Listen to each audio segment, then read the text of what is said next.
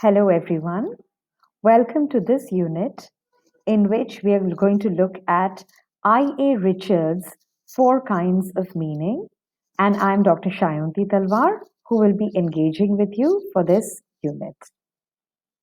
So, before we proceed to understand what the four kinds of meaning posited or proposed by I.A. Richards was, let us understand the man and the literary figure I.A. Richards in the context of 20th century criticism.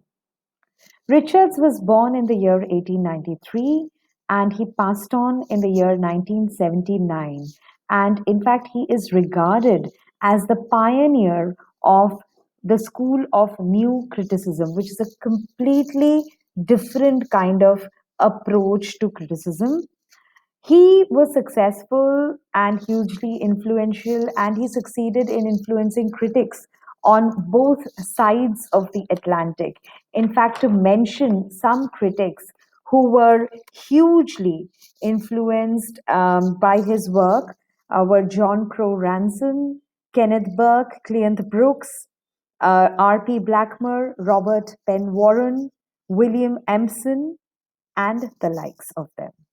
Right? So, in fact, some critics have even regarded him to be the best ever theorist on poetry after Coleridge.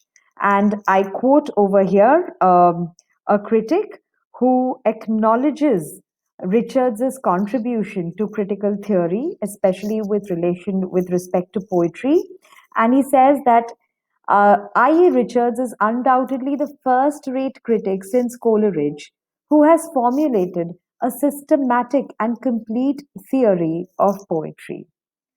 I.A. Richards was a scholar, he was extremely erudite, and he was widely read not only in literature but also in disciplines like philosophy, psychology, aesthetics, the fine arts, and various other forms of academic, uh, various other academic disciplines and bodies of knowledge.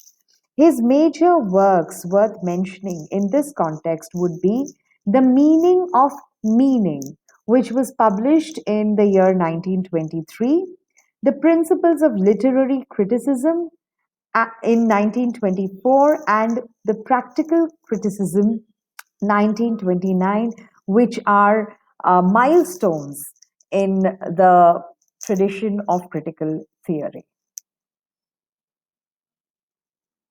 Right. Now, let us understand Richard's approach to criticism. Why is Richards regarded so highly, and how did he make a difference to the world of criticism? And how was he able to impact and influence so many thinkers and so many theorists? In fact, Richards came up with what we can call intrinsic or closed textual criticism. He said nothing was outside the text. If you want to understand a poem, you have to only look at the lines of the poem, understand the language, explore the words, read it as closely as possible. So he dismissed the idea of understanding a poem in the light of the social or the political or the cultural context in which it was created. He also dismissed the idea of the poet's life having a possible impact on the literary work.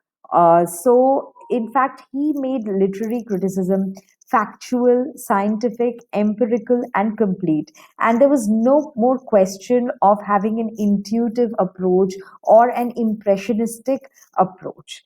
So there was a great interest. He fueled a great interest in textual and verbal analysis.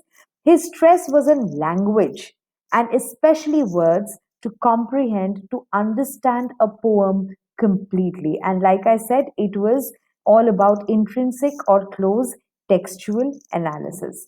According to Richards, words have four kinds of meaning: sense, feeling, tone, and intention.